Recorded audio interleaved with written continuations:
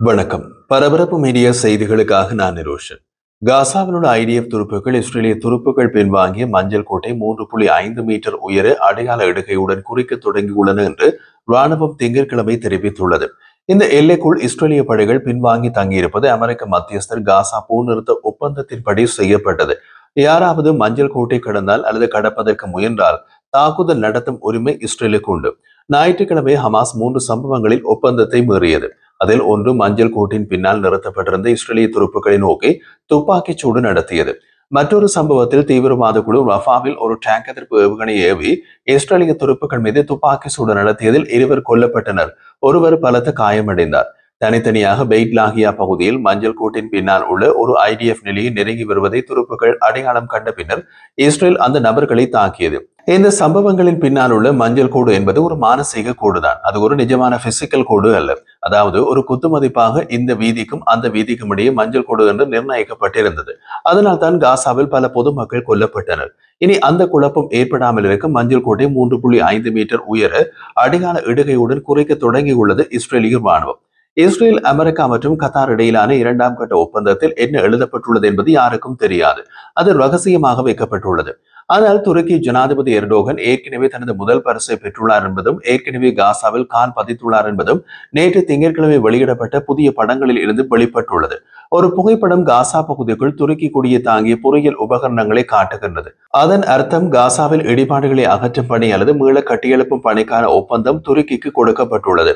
இது நிச்சயம் பல பில்லியன் கணக்கான டாலர் மதிப்புள்ள ஒப்பந்தமாக இருக்கும். அதற்காக துருக்கியுடன் ஆட்கள் ஏற்கனவே காசாவுக்குள் உள்ளார்கள். துருக்கியில் பொறியியல் உபகரணங்களும் காசாவுக்குள் சென்று விட்டன. இஸ்ரேல் போர் நிறுத்தத்தை மீறி மீண்டும் போருக்கு சென்றால் அது பெரும் விலையை கொடுக்க வேண்டியிருக்கும் என்று எர்டோகன் ஏற்கனவே ஒரு வாரத்திற்கு முன்பு எச்சரித்தார். ஈரானும் ஷியா அச்சும் காசாவில் பலவீனமடைந்து தங்கள் பிடியை இழந்திருக்கலாம். ஆனால் காசாவுக்குள் துருக்கி கால் பதிக்கிறது. இதை ஈரான் ரசிக்கப் போவதில்லை. அமெரிக்க தூதர் ஸ்டீவ் விட்காஃப் ஞாயிற்றுக்கிழமை சிபிஎஸ்இன் 60 மினிட்ஸ் நிகழ்ச்சியில் காசாவை மீண்டும் கட்டி எழுப்புவதற்கான செலவு சுமார் 50 பில்லியன் டாலர் என்று கூறினார். மேலும் நிதி விரைவாக திரட்டப்படும் என்று நாங்கள் நம்புகிறோம் என்றும் குறிப்பிட்டார்.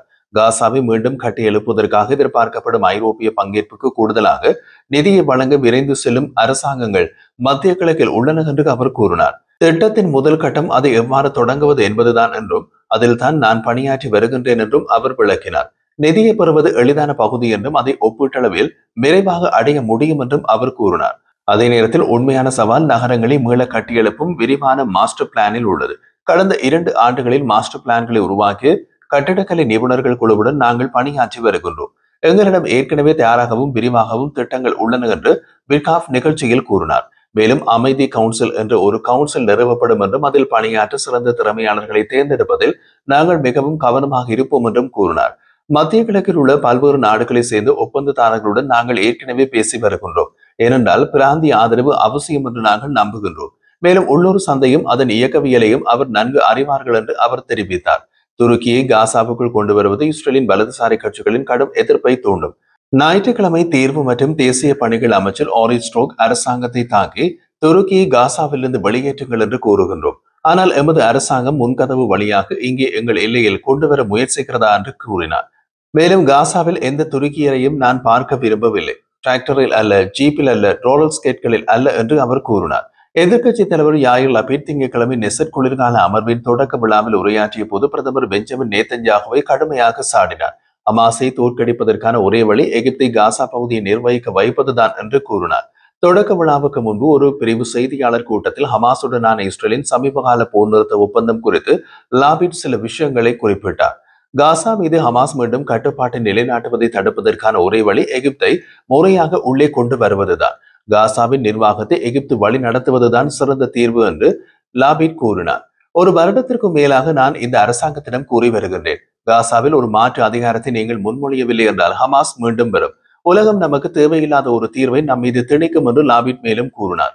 நேதன்யாகுவை விமர்சித்த லாபிட் முஸ்லிம் சகோதரத்துவத்தின் தீவிரவாதத்தை எதிர்த்து போராடும் நாடான எகிப்தை கொண்டு வருவதற்கு பதிலாக முஸ்லிம் சகோதரத்துவத்தின் சித்தாந்த பங்காளியான துருக்கி மற்றும் கத்தாரை காசாவுக்குள் அரசாங்கம் கொண்டு வந்தது என்று கூறினார். காசாவுக்கு தேவை எகிப்திய கட்டுப்பாடு. துருக்கியும் கத்தாரும் அதன் ஒரு பகுதியாக இருக்காது என்ற உத்தரவாதத்தை நாம் அமெரிக்காவிடமிருந்து பெற வேண்டும் என்று அவர் குறிப்பிட்டார்.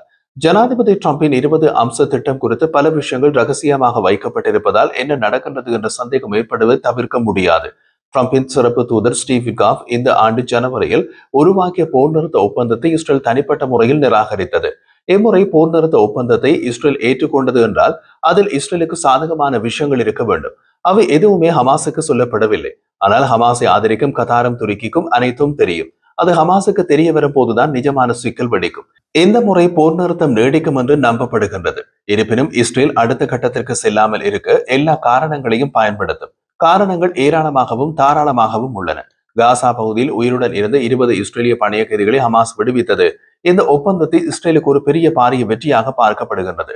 இறந்தவர்களின் உடல்களை இடிபாடுகளிலிருந்து மீட்பது கடினமாக இருந்தாலும் அவற்றை திருப்பி அனுப்பும் முயற்சிகள் நடக்கின்றன.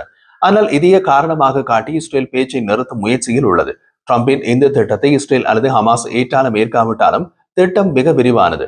அது காசாவின் பாதுகாப்பு, பொருளாதார வளர்ச்சி, நிர்வாகம் மற்றும் சர்வதேச பங்கேற்பு போன்ற அனைத்தையும் உள்ளடக்கியது.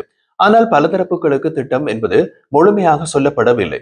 அதனால் அவர்கள் இது குறித்து இனித்தான் விவாதிக்க வேண்டும். காசா மக்கள் தங்கள் இடங்களுக்கு திரும்பி வருகின்றனர். ஆனால் பெரும்பாலான நகரங்கள், வீடுகள் அழிந்து விட்டன. மனிதாபிமான உதவிகள் மெதுவாகவே சென்று கொண்டிருக்கின்றன. ஞாயிற்றுக்கிழமை தாக்குதல்களின் பின் போர் நிறுத்தம் மீண்டும் முறைந்து விடுமோ என்ற பயம் இன்னமும் நிலவுகின்றது. ஹமாஸ் இஸ்ரேல் இடையே மட்டுமே இந்த ஒப்பந்தம் உள்ளது. அதனால் இது முழு பாலஸ்தீனர்களுக்கானது அல்ல. உதாரணமாக இந்த திட்டத்தில் மேற்கு கரையில் உள்ள பாலஸ்தீனர்கள் பற்றிய ஒரு சிறு குறிப்பு கூட கிடையாது. ஹமாஸ் தற்போது தமது இயக்கம் உயிர் பிழைத்திருப்பதை குறித்தே கவலைப்படுகின்றனர். அவர்கள் இராணுவ ரீதியில் பலவீனமடைந்துள்ளனர். அவர்களின் சித்தாந்தம் சிதைந்துள்ளது. அதனால் காசா மக்களின் நலனுக்கு பதிலாக ஹமாஸ் தங்களின் நலனையே முன்னிலைப்படுத்தும் அபாயம் உள்ளது. அவர்கள் முழுமையாக ஆயுதத்தை ஒப்படைக்க மறுத்தால் அது ஒப்பந்தத்தை முறுக்கி இஸ்ரேலுக்கு ஒரு நல்ல காரணமாக நிச்சயமாக மாறும். மேலும் இஸ்ரேலிய பிரதமர் பெஞ்சமின் நேத்தன்யாகு மீது பணைய கைதிகளை விடுவிப்பது தொடர்பாக உள்நாட்டு மக்கள் தந்த அழுத்தம் தற்போது இல்லை. இஸ்ரேலிய படைகள் இன்னமும் காசாவின் 52% பகுதியை தங்கள் கட்டுப்பாட்டில் வைத்துள்ளனர். எப்போது வேண்டுமானாலும் ஹமாஸ் ஒப்பந்தத்தை மீறியது என்று குற்றம் சாட்டி மீண்டும் இஸ்ரேல் தாக்குதல் தொடங்க வாய்ப்பு உள்ளது. ஹமாஸ் தற்போது நம்பும் ஒரே உத்தரவாதம் அமெரிக்காவும் மற்ற பிராந்திய நாடுகளும் தான். அவர்கள் இஸ்ரேலை மீண்டும் போரை தொடங்க அனுமதிக்க மாட்டார்கள் என்று ஹமாஸ் நம்புகின்றது. ட்ரம்ப் தன் நோபல் பரிசுக்கான பாதைக்கான போர் நிறுத்த ஒப்பந்தம் முறித்துக் கொள்ளப்படுவதை விரும்ப மாட்டார். மேலும் காசாவின் மறுகட்டமைப்பை அமெரிக்கா நடத்துவது இஸ்ரேலுக்கு ஒரு தடையாகவும் அமையலாம். ஆனால் இது போதுமானதா என்பதே கேள்வி. காசாவை சர்வதேச அமைப்பு ஒன்றின் கண்காணிப்பில் வைத்திருக்க வேண்டும் என்பது ட்ரம்பின் திட்டம். அந்த அமைப்பு அவர் தலைமையிலான சர்வதேச அமைதி வாரியம் என்று சர்வதேச அமைதிப்படை என்பதுதான் முக்கிய அம்சம். இது ஒரு நல்ல தொடக்கம் போல தெரிந்தாலும் இதில் பாலஸ்தீனிய மக்களுக்கு தங்கள் ஆட்சியினை தேர்ந்தெடுக்கும் உரிமை இல்லை. மிகப்பெரிய குழப்பங்கள் இனித்தான் வரப்போகின்றன.